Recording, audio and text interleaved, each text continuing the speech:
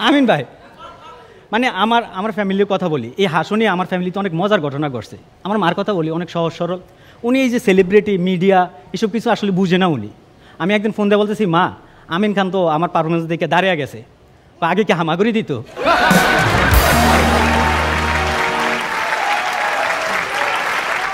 উনি বলতেছে তুই এভাবে পারফরমেন্স করে একদিন সে হাঁটবো।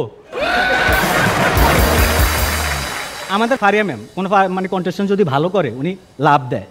আমি আমার মাকে বলছি, মা ফারিয়া ম্যাম তো আমাকে লাভ দিছে, লাভের টাকাটা রাইখা দে, নেক্সট মাসে তোর সিজার আছে তোর ওয়াইফের। আরে সেম কথাটা আমি আমার ওয়াইফরে বলছি যে আমাকে লাভ দিছে, তোমাকে কেন ফারিয়া লাভ দিল, তোমার মধ্যে ফারিয়ার সাথে কি চলতেছে? আমি তো ভাই সামান্য জিনিস নিয়ে তুমি সন্দেহ কেন করো? সন্দেহের একটা সীমা থাকা দরকার। বা ফারিয়া বাদ দাও, আগে বলো সীমাটা কি? পরবর্তী কন্টেস্টেন্টকে ডাকতে চলেছি, সে আসছে কচুয়া চাঁদপুর থেকে, আল আমিন নীরব জার্না।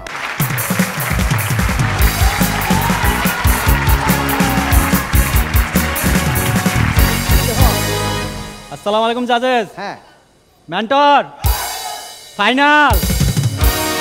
আমিন ভাই, এই সিজন আমি জোকস বলতে বলতে আজকে ফাইনালের স্টেজে, আজকে ডিসিশন নিছি কোনো জোকস বলবো না। আজকে হাসর জার্নি, আমার পার্সোনাল অনুভূতি শেয়ার করব। তো অনুভূতির কথা বলা, এখানে যারা সিঙ্গেল সুন্দরী মেয়ে আছেন তাদের অনুভূতিতে হালকা একটু আঘাত দিতে চাই। আমি বিবাহিত, তবে হতাশ হওয়ার কিছু নাই। আমি যে বিবাহিত মাঝে মাঝে আমি এটা নিজেই ভুলে যাই। আমার এই হাসতে আসার জন্য সবচেয়ে বেশি যে সাপোর্ট করছে সে হচ্ছে আমার ওয়াইফ। আমার ওয়াইফের সাথে আমি একদিন একটা রোমান্টিক মোমেন্টে ছিলাম, ও আমারে বলল, দেখো তোমার কমেডিটা স্টেজে করো, ঘাটে না। আসলে এটা বলার কারণ আছে। ও আমার একদিন বলছে যে একই জিনিস একই স্টাইল বারবার আমি বিরক্ত হয়ে যাই, সামথিং ডিফারেন্ট। আমি আমার কাপড় খুলে ও শাড়ি পরা শুরু করছি। আমার বলে, আরে বোকা, আমি তোমার এই স্টাইলে কথা বলি, আমি তোমার কমেডি স্টাইলে কথা বলছি। আমি হাসতে আসি, 5 লক্ষ টাকা আমাকে টিভিতে দেখাবে। আমার এলাকার মানুষ খুব খুশি, অনেক খুশি তারা। কারণ খুশি হওয়ার কারণ হচ্ছে অ্যাটলিস্ট এই 6 মাস ওরা আমাকে দেখতে পারবে না। কিছু লোক চাঁদা উঠাইয়া আমারে ভাড়া দিয়া বাস স্টপ পর্যন্ত পৌঁছে দিছে, ওরা আমাদের পাওনাদার ছিল।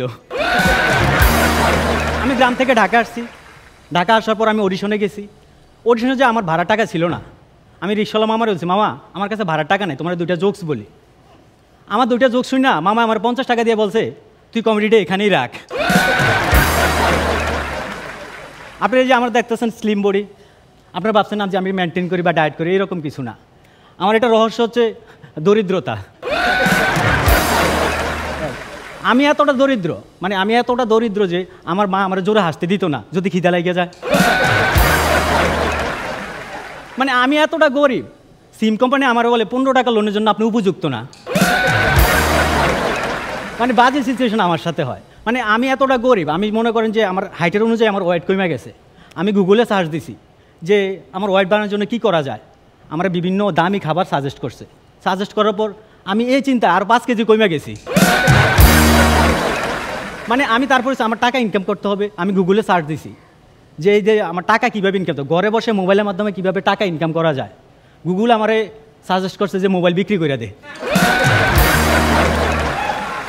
আমি তো একে গরিব, তারপর আমাদের কিপটা জাহাঙ্গীর ভাই আমার ফোন দিছে। ফোন দিয়ে বলতেছে, আমি হাসর ডিরেক্টর, যে তুই তাড়াতাড়ি 300 জোকস নিয়া আর 3টা ড্রেস নিয়া চলে আয়। উনি আমারও বলছে যে মোহাম্মদপুরে আসতে হবে।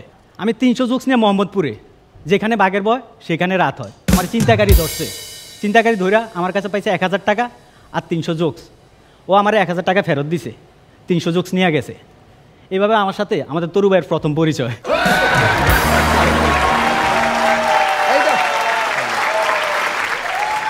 আমি ক্যাম্পে গেলাম, ক্যাম্পে গিয়ে আমি নিজে মানে লজ্জিত হয়ে গেছি, কারণ আমার কাছে আছে 3টা ড্রেস, 300 জোকস তাও নিয়ে গেছে।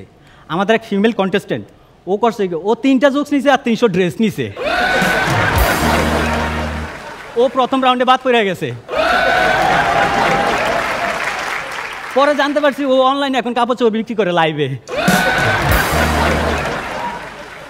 পরে আমি রুমে গেছি, আমি একটু রেস্ট নিতেছি, হঠাৎ হাউসকিপিং নক করছে, দরজা খুলছে। Good evening sir, may you clean your room? May you? আমি ক্লিন করার দায়িত্ব আপনার? আমি তো ওইটাই বুঝাইছি, ইংলিশ বুঝেন না, কমেডি করতে কেন আসছেন? আমি কমেডি করতে হলে কি ইংলিশ জানতে হবে? আর বিচারক কি লন্ডন থেকে আসবো নাকি? আর আমি যতটুকু জানি আমাদের তুষার ভাই তো বাংলা পছন্দ করে।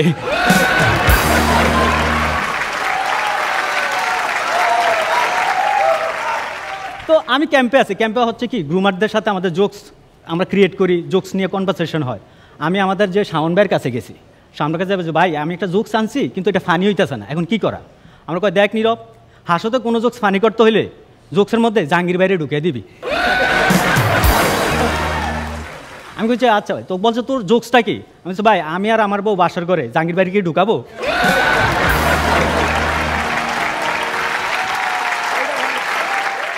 দেন গেছি পরশ ভাইয়ের কাছে, আমি কই ভাই কয়টা জোকস আনছি দেখেন তো। পরশ ভাই ওই জোকস দেখা পুরা ফেড আপ, উনি আমার চেয়ে গেছে এ বাজে তুই কই থেকে আনছস, কোনো জোকসের স্ট্রাকচার নাই, তোরা কোন মেন্টরে জোকস দিছে? আমি কই ভাই গতকাল রাতে আপনিই দিছেন। কয় এসব বাদ দে, শোন হাসতে জোকস ফানি করতে হলে 3টা জিনিস মাথায় রাখবি। এক হচ্ছে সাইফুল ভাইয়ের বিয়ে, 2 হচ্ছে শাহান ভাই মোটা, 3 হচ্ছে তারেক ভাই কালা। এই 3টা কনসেপ্ট নিবি। আমি এই 3 কনসেপ্টে জোকস লিখে আনছি। পরের দিন বলছে যে জোকসটা লাগ কি বলছো তুই? আমি ভাই সাইফুল ভাইয়ের বিয়ের জন্য কালো মোটা মেয়ে দরকার। আপনারা কখনো ব্ল্যাক হোল দেখছেন? তারেক ভাই একটু হা করেন তো। তারেক ভাই এত কালা, আপনি যদি ওনার রুমে যান, উনি রুমে আছে কিন্তু আপনি দেখবেন না। তারেক ভাই এত কালো, উনি যদি আইসিইউতে যায় রুগীরা ভয় পায় যায়, মনে হয় জ্বর মারছে।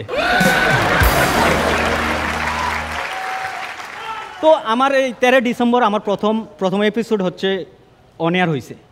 আমার গ্রামের মানুষ সবাই টিভির সামনে আমার 2 মিনিটের পারফরমেন্স দেখাইছে। আপনারা এতদিন দেখছেন যে ফুটবল বা ক্রিকেট খেলা ভক্তরা রাগ করে টিভি ভাঙে, এ প্রথম কমেডি দেখে টিভি ভাঙা শুরু করছে। আমার বউ হাসো দেখতে বসছে, ও কান্না করছে, ও বলতেছে আমি জানতাম তোমার টাইমিং কম, এত কম আমি জানতাম না।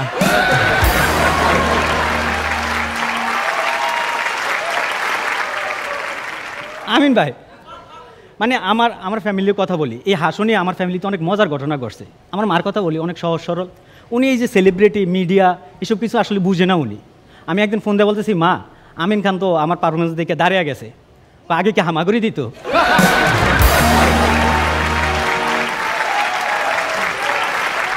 উনি বলতেছে তুই এভাবে পারফরমেন্স করে একদিন সে হাঁটবো।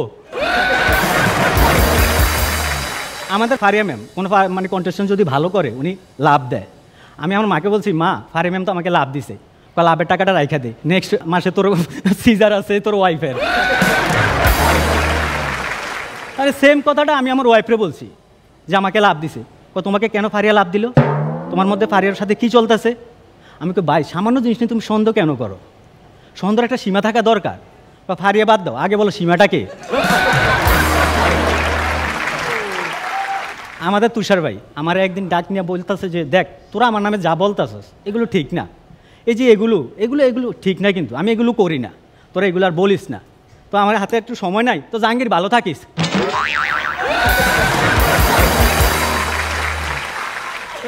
জাহাঙ্গীর ভাইয়ের কথা বলে আমার মনে পড়লো, জাহাঙ্গীর ভাই আমার বলে আচ্ছা নীরব তুই পারফরমেন্সের সময় চোখ কেন বন্ধ করস, তুই পারফরমেন্স এনজয় করবি। আমি বলি জাহাঙ্গীর ভাই আমি বিবাহিত, এনজয় করার সময় আমার চোখ বন্ধই থাকে।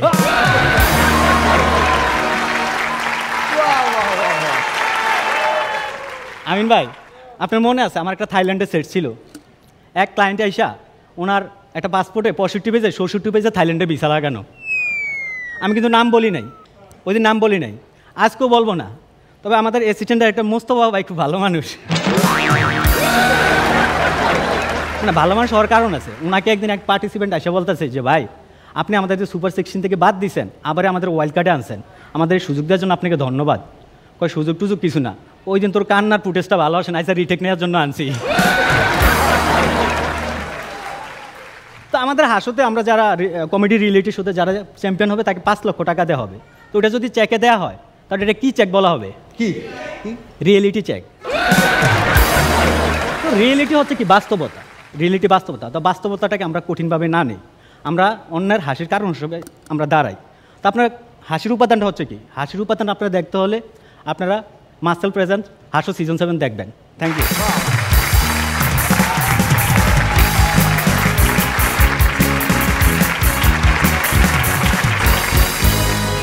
অসম্ভব সুন্দর। আজকে একেবারে শেষ দিনে দুর্দান্ত পারফরমেন্স দিয়ে কামব্যাক করেছে। কেমন লেগেছে আপনাদের শুরুতেই জানতে চাই। আমিন খান। একদম ফাইনালের মতন ঝাকাস পারফরমেন্স দিয়েছো।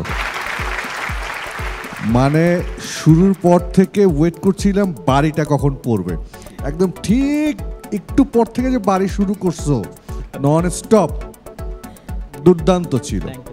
একদম ফাইনালের মতন গরম পারফরমেন্স, বেস্ট অফ লাক, অনেক সুন্দর ছিল। আমরা journey by train, journey by হাসো হলো আজকে। হ্যাঁ, শবনম ফারিয়া। আজকে নীরবকে কি সুন্দর লাগছে না? সেটাই ভালো ছিল নীরব, খুব ভালো ছিল, খুব ভালো। তুষার খান। খুব ভালো ছিল নীরব, খুব ভালো। এবার এদিক থেকে আসি, অপু বিশ্বাস বলবেন নাকি? সবকিছু মিলে ফাটাফাটি। Thank you, thank you. এবার পূজা চেরি বলবেন। খুব ভালো হয়েছে। আমি এক্সট্রা করে আর কিছু না বলি, অনেক ভালো হয়েছে, এভাবেই চালিয়ে যান। আশা করছি এভাবেই সবাইকে হাসাবেন। খুব ভালো হয়েছে।